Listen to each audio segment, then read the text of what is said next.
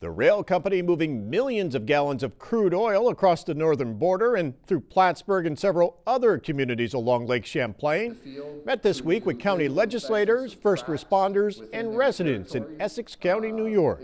Many have raised concerns over the increase in recent months of Canadian Pacific trains hauling hundreds of tanker cars a week of highly volatile crude oil from North Dakota to the Port of Albany. So even as shipments goes up incrementally, the safety of those movements is increasing dramatically. For security reasons, Canadian Pacific won't say exactly how much oil is being shipped, but company officials told supervisors that the rail line has stepped up inspections of the rail cars and tracks being used to haul the oil through the North Country.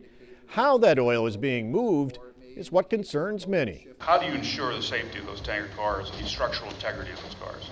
These cars, some of them are known as DOT 111s, and they've been deemed unsafe. They were not meant to haul hazardous light crude oil, which is what they're being used for.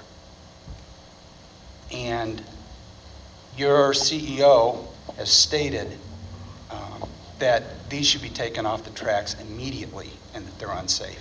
So I'm wondering what immediately really means. Well, when he means immediately, he's looking at it from very simple terms, that if this is something the government could address tomorrow and say, stop using them. It's not something a common carrier can say because they are still fully approved cars for general service. So as a common carrier, we can't say no. CP says it is charging the shippers who actually own the rail cars more if they use older tanker cars like the DOT 111s that have been involved in several derailments, including last summer's explosion that killed 47 in Lac-Mégantic, Quebec. We're also working directly with our shippers on the labeling of the product to make sure that it is labeled properly, and those procedures are happening as we speak. That is something that we've, since the tragedy back in Canada in the summer, we've increased our operating rules around how we operate, how we adhere, and that's our own rules in addition to the federal rules on both sides of the border. But we've implemented or we've imposed that surcharge on any crude by rail customers who are still using the older tank cars. And we're encouraging them to phase out those cars. I realize that you don't own the cars, but I believe you should shoulder some of the responsibility since you're hauling those cars for the safety of them. Other concerns, the speed of the trains in populated areas. We're going through a residential area here. We know we're hauling 100 cars of oil through this area. Is that taken into consideration on speed limit? Port Henry Fire Chief James Hughes would like first responders to be told how much oil is being moved.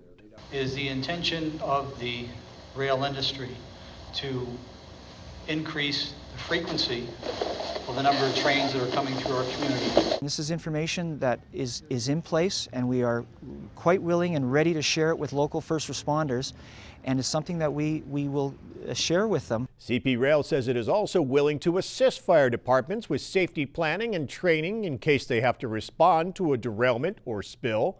Essex County is planning a training exercise this summer, simulating a train derailment and oil spill.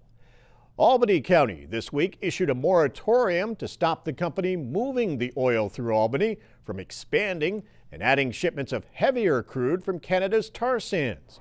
City and county officials and environmental watchdog groups are also asking the state's DEC to withdraw the company's permit and order an in-depth study into health and environmental concerns. Since getting that permit a little more than a year ago, Global Partners has doubled the amount of oil being shipped by rail through the Port of Albany to East Coast refineries.